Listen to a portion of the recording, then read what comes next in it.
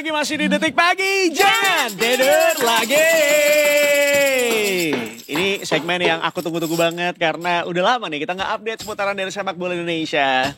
Meskipun tadi udah sama Parandra sih sementara di awal, tapi sepertinya nggak afdol kalau belum manggil Mas Lukas ya. Jadi still ada Mas Lukas kalau ada pertandingan malamnya gitu. Jadi kita akan sampai ke dalam-dalamnya nih mengupasnya. Baiklah kalau gitu Mas Lukas, apa kabar? Baik Indi, baik Aryo. Nggak izin Wafa izin, kira ini baru pertama kali pertemuan ya ternyata ya. Pertemuan pertama setelah lebaran ya. Dan kita mau uploadan ya, karena kemarin aku dari Solo, nanti Mas Lukas mau ke Solo ya. Ke Semarang dulu sih. Ke Semarang dulu, terus baru ke Solo, jalan-jalan. Ke Solo ke Jogja juga. Emang biasanya kayak gitu Mas treknya? Selalu kayak gitu rutenya? Solo cuma pengen nyobain kuliner aja sih sebenarnya. Oh sekalian ya. Terus kalau Semarang Jogja naik kereta kan nggak ada, ya ke Solo dulu baru ke Jogja. Gak apa-apa biar lebih banyak lagi tempat-tempat yang bisa dikunjungi ya Mas ya. Bau-baunya ini ya, long weekend ini ya. Pas libur Paskah kan. Oh libur Paskah. Oke, jadi nanti akan ke sana ya. Dengar Mas Lukas juga sengaja mau muter-muter supaya nyari pemain-pemain baru juga di bibit unggul katanya. Gitu. Memantau Liga 1. Memantau Liga 1. Mas udah jangan kerja dulu lah kalau kata aku sih ya. Pengen nonton di stadion lagi kan. Asik. Ya, karena yang Liga 1 kemarin udah jarang, timnas terus. Sekarang ya sekali lah nonton Liga 1. Kira-kira stadion mana tuh? Paling Jatidiri. Yang di Semarang. Tapi gak apa-apa dong kan. Timnas Indonesia juga sekarang lagi bagus-bagus mainnya Mas. Ya kan? U17 kita juga lagi cakep banget loh. Iya. Ya kan? Lolos Piala Dunia ya. Iya. Terus yang ngeselin banyak meme-nya ya. Iya. Langsung ya kita tuh tahan dulu guys sebentar gitu takutnya kan ya. Iya padahal gak boleh ngejinx tau kan. Iya ngeri banget kalau udah. Lawannya gak main-main lagi nanti malam. Iya. Ini by the way kamu gak salah denger ya. Lawannya adalah Korea Utara ya Mas ya. Bukan Korea Selatan. Kemarin udah kan Korea Selatan. Dan mereka gak sempat bertanding ya. Korea Selatan dan Korut. Enggak, karena Korea Utara kalau jadi juara grup D akan ketemu Korea Selatan. Akhirnya mereka seri lawan Oman 2-2, akhirnya ketemu Indonesia. Ini kemarin juga ada pembahasan juga. Ini kayaknya Korea Utara sengaja deh gol keduanya lawan Oman biar gak ketemu Korea Selatan. Iya, gitu. Karena kalau gak kayak deng. Nanti Kapten Ri yang main ya. Kapten Ri. Nyambung lagi obrolannya. Oke, kita bertanya dulu tentang sepak terjangnya dari Korea Utara. Sebenarnya secara permainan, mereka tuh seperti apa sih Mas? Korea Utara ya seperti mirip-mirip lah sebenarnya sama Korea Selatan ya. Mereka punya fisik yang bagus dan posturnya juga bagus-bagus. Dan di kelompok umur mereka itu cukup bagus, sudah 2 kali juara Piala Asia. Di tahun 2010 sama berapa gitu. Pokoknya udah dua kali juara ya, mereka bukan lawan yang mudah lah. Apalagi mereka di fase grup itu 2 kali imbang dan sekali seri. 2 kali imbang dan sekali menang. Nah mereka mencetak 6 gol dan kebobolan 3 kali. Ya ini jadi lawan yang sepadan lah sama Indonesia. Oke. Tapi kalau bisa dilihat track recordnya nih Mas, ini kan kalau aku perhatiin yang U17 sama yang timnas senior tuh memang agak anomali ya gitu. Bisa yang kayak timnas seniornya secara di atas kertas tuh jago, tapi tiba-tiba yang U17-nya gak kayak gitu. Begitupun yang timnas seniornya kurang jago, tapi ternyata si U17-nya tuh jago gitu. Nah kalau si Korut dengan U17-nya tuh memang selama ini cukup diandalkan Mas? Di U17 memang mereka bagus, cuman di seniornya mereka hilang aja tiba-tiba. Nah mungkin ya ada efek ke kondisi negaranya kan dengan wajib militer dan sebagainya. Nah di tahun ini mereka ya sebenarnya enggak ya bagus, cuman ya bisa lah Indonesia punya peluang untuk nanti bisa menang. Apalagi kemarin kita sempurna ya di grup ya, 3 kali main 3 kali menang. Lawan pertama Korea Selatan juga menang 1-0 ya. Sebagai sedikit gambaran mungkin akan seperti pertandingan lawan Korea Selatan sih nanti pertandingan nanti malam. Ya tapi kan kalau misalnya kita lihat ini Korea Utara cukup berpengalaman lah di babak ini begitu ya. Sedangkan Indonesia sendiri kita bisa bilang ini lagi mulai merangkak naik lah ibaratnya. Nah seperti apa nanti kurang lebih permainannya Mas? Apakah kemudian Indonesia emang harus bisa lebih berhati-hati jangan sampai terlena gitu? Atau sekarang ini kayak Indonesia udah tinggal menikmati aja hasilnya? Nah untuk timnas Indonesia ya nikmatin aja sih di pertandingan kali ini karena targetnya kan udah tercapai untuk lolos Piala Dunia ke perempat final Piala Asia juga. Nah bagaimanapun juga ini ya udahlah nikmatin aja. Ikutin game plan dari Novarianto pelatih dan ya kita bersenang-senang aja sampai sejauh mana kita lihat aja nanti. Tapi Korea Utara itu mempunyai pengalaman lebih banyak dari Indonesia di perempat final. Mereka 5 kali lolos di edisi-edisi sebelumnya cuma sekali gagal.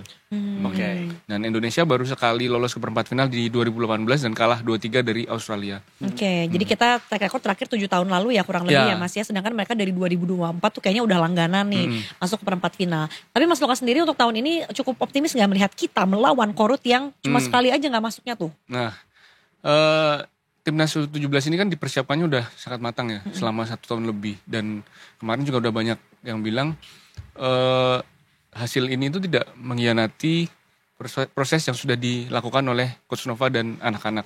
Karena mereka memang latihan fisiknya gila sih, kalau di medsos kan banyak beredar tuh. Mereka sampai meringis-peringis, disuruh lari, disuruh nge-gym gitu kan. Semua latihan itu ada di lapangan sekarang gitu. Mereka berjuang sampai menit-menit akhir. Bahkan timnas Indonesia itu kan tim yang mencetak banyak gol di menit-menit akhir pertandingan. Artinya mereka mempunyai semangat tak kenal lelah. Jadi itu menjadi sisi positif buat Indonesia di Piala Asia kali ini. Dan bisa dibilang nggak kalau sekarang ini adalah pertaruhan juga untuk Indonesia, karena selama ini kan kalau di timnasnya sendiri kan kita disebut-sebut mengandalkan pemain keturunan gitu kan. Sedangkan di U17 ini bisa kita bilang mayoritas malah orang Indonesia asli gitu ibaratnya. Ini bisa menjadi pembuktian nggak sih, dan bahwa memang kedepannya di timnas pun kita bisa menggunakan orang-orang yang Indonesia banget gitu. Nah sebenarnya kalau soal pemain keturunan di usia U17 ini kan kita belum nggak usah milih paspor. Jadi kita masih punya kewarganegaraan ganda. Oh, oke. Jadi yang cuma satu orang sih, Matthew Baker yang pemain Melbourne City FC, itu dia keturunan Batak dan Australia, dan dia sudah bahkan dipanggil oleh timnas U17 Australia untuk Piala Asia, dan dia memilih Indonesia. Wow. Dan dia membuktikan bahwa pilihannya nggak salah. Australia nggak lolos, Indonesia lolos ke Piala Dunia. Jadi ya sekarang sudahilah itu diskusi mengenai pemain keturunan dan pemain bukan keturunan, karena ya gimana pun juga kalau ada darah Indonesianya kita berhak untuk membela timnas. Tapi ya catatan buat PSSI cuma satu sih, benahi kompetisinya, itu aja. Oke. Iya, kemarin juga ada yang viral ngambil bolanya tapi di Iya, itu Liga 4 ya. Mohon maaf jadi agak melenceng sedikit. Tahu lagi ya. orangnya siapa? Aduh. Sebut nggak usah ya. Iya, tapi kayaknya sehat banget kok overall badinya gitu ya. Kenapa nih ada Kupu-kupu. Kupu-kupu. Kenapa ada turun di atas? Takut banget. Pertanda kita akan menang. Amin. Kertas yang diambil oleh yang kemarin enggak ya? Oke, sorry, lanjut. Oke, Mas, terus udah gitu juga kalau misalnya kita menang nih ya, langkah berikutnya itu seperti apa? Apa yang akan dilakukan oleh Indonesia? Kita kalau lolos ke semifinal akan melawan Uzbekistan. Uzbekistan ini adalah salah satu kandidat juara juga. Kemarin habis menang lawan Uni Emirat Arab 3-1. Dan sejauh ini Uzbekistan memang menjadi tim terkuat sih. Karena memang kemarin di fase grup juga 3 kali menang. Dan mereka tim paling produktif, sekarang udah mencetak 12 gol. Nah itu ya jelas bukan lawan mudah besok kalau kita lolos ke semifinal. Berarti kan berat sebenarnya kalau misalnya kita lolos semifinal ya? Ya kalau kita mau jadi juara kan harus bisa mengalahkan tim terkuat kan. Ya, setuju. Tapi in terms of, maksudnya kan abis itu banget langsung lawan Uzbekistan gitu ya. Kira-kira waktu yang dibutuhkan untuk para pemain ini beristirahat dan lain sebagainya, apakah cukup Mas kira-kira? Untuk turnamen usia dini dan yang dengan berapa minggu ya, 3 minggu itu memang itu harus pinter-pinternya pelatih dan tim medis untuk gimana caranya mengkondisikan pemain agar tetap bugar dengan waktu recovery yang sangat pendek. Nah dengan usia mereka yang masih 17 tahun, recovery-nya sih akan lebih cepat ya daripada pemain-pemain senior. Jadi ya harus siap sih, siapapun yang akan diturunkan. Tadi dibilang dinikmatin aja ya permainannya ya. Dan kita itu mempunyai keuntungan waktu istirahat 1 hari lebih lama dibandingkan Korea Selatan kan. Korea Utara. Karena ya itu saya harap bisa jadi keuntungan sih. Oke. Kalau untuk strategi nanti malam deh Mas, kira-kira seperti apa nih yang akan dilakukan oleh Coach Nova ya tadi? Coach Nova pasti akan menganalisa kekuatan Korut ya, dan dari pertandingan pertama melawan Korsel, Yaman dan Afghanistan itu strateginya selalu berubah-ubah. Lawan Korsel kita bermain defensif karena tahu Korsel lebih kuat, lawan Yaman kita lebih terbuka, lawan Afghanistan kita juga lebih terbuka.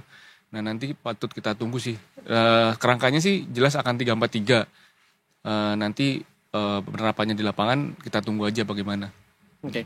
Keunggulan dari timnas U17 kita tuh sebenarnya apa sih Mas? Kalau misalnya boleh di-share sedikit. Keunggulannya organisasi permainannya tuh rapi banget. Oke. Nah, jadi mereka sementara ini masih menjadi tim yang paling sedikit kebobolan, baru satu gol. Dan bahkan sejak kualifikasi udah 6 pertandingan kita baru kebobolan 1 gol. Clean sheet-nya 5 kali, ya itu juga sudah diakui oleh pelatih Korea Selatan sebelum pertandingan kemarin. Kalau Indonesia itu adalah tim yang well organized saat bertahan. Keren Gitu. dong. Dia Defense acknowledgement sama Korea Selatan gitu ya. Terus kalau misalnya hubungan atau chemistry-nya lah masih antara si Coach Nova ini dengan si anak-anak yang dididiknya ini seperti apa sih? Karena kan katanya tadi dengar-dengar juga ya dari yang si latihannya kejam itu, tapi sebetulnya katanya di situ tuh kelihatan banget kalau chemistry-nya anak-anak U17 sama Coach Nova ini tuh yang kayak emang ngebonding ya. bonding banget Ya, karena gitu. memang dia kayak jadi bapak sih buat mereka. Bahkan kalau ada yang live Instagram pun kadang-kadang Coach Nova ikut nonton. Wah, Coach Nova nih. Dia Halo, ikutan Coach. nimbrung dari Ya. dalam atau komen-komen? Di live-nya. Oh dia Masuk ke live-nya anak-anak gitu. Kan memang mereka itu sebenarnya penggunaan sosial media kan dibatasin. dibatasin. Dibatasin, dan kalau jam 9 apa? Jam 9 mereka itu baru handphonenya disita. Tegas banget ya. Kayak anak asrama ya pokoknya konsepnya. Iya. Karena memang di usia dini itu media sosial kayak Distraksi banget. distraksi dan pedang bermata dua kan, bisa menjadi fame dan membuat mereka nggak fokus. Ya maksudnya biar gak nyari pacar influencer atau selebgram Bukan gitu nih, bukan gitu. Cuma maksudnya sejak dini. bukan gitu. Cuma sebenarnya kita aja gitu kan, kadang-kadang kalau misalnya kita nggak matiin handphone jam 9 tuh kita Terus aja keterusan scroll. ya kan, tiba-tiba. Dan yang paling bahaya adalah komentar netizen ketika mereka melewatkan peluang atau apa gitu kan. Itu juga ganggu mental Iya. ya sebenarnya. Dan itu untuk mengatasi komentar-komentar seperti itu disediakan psikolog kan. Psikolog untuk jadi tong sampah gitu, tong sampah mereka. Misalnya aku ada beban apa nih, cerita sini namanya Mbak Asti kalau nggak salah ya. Dia pernah ngobrol juga sama Mbak Asti ya. Mbak Asti tugasnya apa sih? Jadi tong sampah mereka kalau mereka pengen Dengerin cerita. semua ya. Oh gitu. Oke, berarti bahasnya juga otomatis harus ada bonding juga dong sama anak-anaknya. Kita mau ngomongin bahas ini. Ya, kayak, Boleh. mereka kayak ibunya memang. Oh, Kayak- enggak, tapi dia rambutnya lurus juga, enggak? Iya. Bonding? Enggak, smoothing. nggak Oh, usah. kan nanya gue sorry banget. Jadi bapaknya Coach Nova, ibunya Mbak Asti Iya. ya. Di lapangan, Di lapangan. diperjelas dulu lu, jangan sampai orang-orang mikirnya kemana-mana nih. Bener Iya. ya. Jadi Mbak Asti ini menampung semua keluh kesahnya. Iya, Tapi jadi memang kebayang ya, tong maksudnya kita aja sebagai orang dewasa gitu ya. When it comes to sosial media kan kadang ada momen kita lagi gak siap, mungkin ngeliat komentar atau kadang bahkan yang gak ke kita ya, ngelihat perdebatan orang di Iya. suatu postingan aja bisa kena mental kita. Apalagi yang teman-teman masih Masih usia-usia kecil, baru. masih SMA ya. Tapi ini baru dewasa. pengalaman banget nih ya. Jadi kok tadi malam banget aku tuh baru aja ngebaca satu artikel yang bilang ada lift pokoknya jatuh lah gitu ya. Entah kenapa gue mimpinya masalah lift jatuh juga.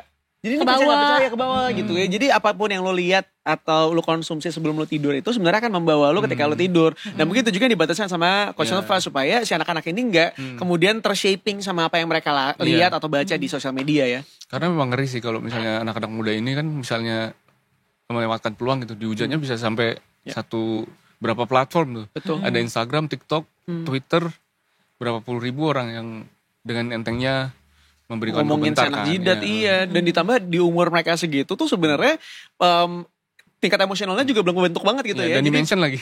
Benar lagi. Itu yang paling parah sih. Iya. Mas, tapi satu lagi deh mungkin yang aku penasaran gitu ya.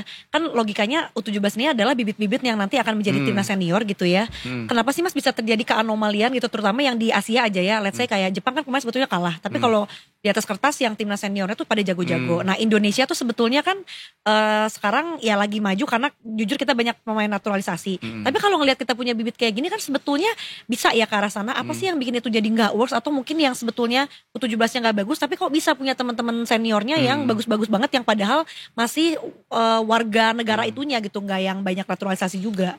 Kuncinya itu di kompetisi di Indonesia itu untuk U17, U19 itu kompetisinya masih kurang. Sedikit ya lapangannya, jadi tanda kutip ya pertandingannya. Bukan lapangannya sedikit, tapi kompetisinya itu pendek banget. Jadi dalam 1 tahun itu cuma 3 bulan atau 4 bulan.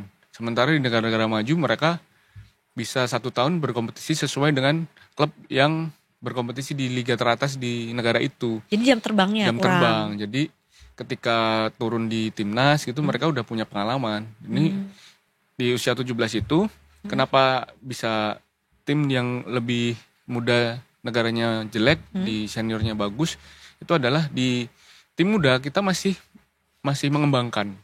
Jadi di tim senior adalah buahnya. Ketika pemain-pemain ini melakukan kesalahan passing, ya itu menjadi pelajaran untuk mereka bagaimana mereka bisa memperbaiki itu dan menjadi pemain yang lebih baik lagi. Jadi fokus untuk U17, U19 itu sebenarnya bukan prestasi sih. Jadi pembinaan. Oke ya. Baiklah, prediksi skor berapa Mas Lukas? Mungkin tipis ya 1-0 untuk Indonesia. Menang ya? menang. Wih. Amin. Warga mau ikutan gak tebak skor? 1-0. 1-0 buat juga. Indonesia dong. Indonesia. Amin. Bu Arfi. 02 buat? Ya emang suka gitu dia mah. Gak apa-apa. Bapak Rendra? 3-1. Untuk Indonesia. Indonesia lah 3-1. Kenapa ini lumayan besar angkanya ini? Iya. Itu loh, pede aja sama organisasi permainannya. Terus ngelihat permainan waktu lawan Yaman apalagi tuh. Daya juangnya kan, terus ibaratnya waktu lawan Yaman kan kalau kita menang kita lolos Piala Dunia tuh kayak menggebu-gebu banget tuh permainannya. Jadi serang gitu. Gas terus. Gas gitu. Kurang nih 1 gol nih gitu. Nanti mau jam berapa sih Mas? 9 9. malam ya. Waktu Indonesia ya? Ya, ada di stasiun TV nasional kok. Oh gitu, kita bisa nonton berarti ya bareng-bareng ya. Ada live reaction lagi? Enggak ada dong, 17. Kenapa? Karena belum ada sponsor ya, jadi sponsor kalau mau masuk dari sekarang bisa ya. Karena benar-benar kita masuk ke perempat final. Mungkin ya. mau yang manis-manis kali ini boleh ya. Boleh, nggak apapun lah ya. Mau yang berat-berat boleh juga. Susu buat pertumbuhan tulang. Boleh, cocok banget itu. Nanti kita kasih boneto ya, boneto. Udah ke samping. Yang gambarnya tengkorak nyala-nyala, warna-warni tengkoraknya. Ih, ada rasa vanilla, French vanilla. Dulu aku mencoba untuk meminum itu tapi tidak tinggi-tinggi ya. Aku juga, iya kan? Memang kadang-kadang. Waktu itu juga gue masih bocah ya, Pi. Gue pernah bocah loh anyway. Mungkin kurang weight gain-nya. Bener. Nyebut lagi kan produk. Iya, itu juga boleh. Boleh. Apapun juga. produknya boleh ya. Mas Lukas terima kasih banyak udah main sini Mas. Sama-sama, Thank you ya. Thank you Mas Sama-sama, Lukas. Iya. Nanti kita lihat lagi pertandingan nanti malam ya. Kalau misalnya menang, amin ya Allah. Itu pertandingan berikutnya kapan Mas? Prediksinya sama 3 Uzbek? hari sih. Oh. Biasanya. Langsung lawan Selangnya Uzbekistan 3 hari, lagi ya. Berarti hari pas weekend ya? Iya, Pas Jumat libur itu kan? Kamis kalau Kamis ya. Ya udah. Semangat aja deh pokoknya ya. Dan Mas Lukas terima kasih juga karena Mas Lukas menggantikan hari off-nya ya hari ini ya. Tukeran akhirnya. Supaya bisa kesini. Baik banget Ya ampun Masya Allah Mas. banget kan. Aku jadi kamu sih aku gak akan melakukan itu. Astagfirullahaladzim, gila kali. Orang buat detik pagi. Enggak. Mas Lukas seperti biasa jangan tidur lagi ikutannya. Oke. Iya Oke. dong, iya kan? Dan Tikers, walaupun kita lagi long weekendan banget nih di akhir minggu ini. Tapi tenang, karena besok kita masih akan kembali. Masih hari Selasa bro, masih jauh ya kan? Betul. Dari jam 8 pagi sampai dengan jam 11 siang. Dan jangan lupa di follow semua sosial media kami, Instagram, X dan juga TikTok ya, @detikcom. YouTube juga di subscribe di Detikcom sama Detik Sport juga ya. Jangan Ya. lupa di follow @detiksport di Instagram. Dan ada X sama TikToknya juga gak Mas? Enggak ada TikToknya. Instagram aja ya? Iya Instagram aja. Sama Twitter. Sama X ya, gitu. Silakan di Twitter ya, follow. Bang. Masih Lama Twitter. banget. Yo, iya anak lama. Emang enaknya tuh dua suku kata sih daripada Iya. satu ya. Soalnya kalau misalnya X takutnya dikira mantan. Udah takutnya enggak. dikiranya, ya kan. Singkatan ya. Bermain dengan karakter ya Aryo. Mau X itu kan maunya gitu. Kata anak jamanan. Jadi kita pamit ya boleh ya? Boleh, Ya, boleh, Baiklah boleh. kalau gitu sampai ketemu besok di Detik semuanya di Detik Pagi. Jangan tidur lagi. lagi.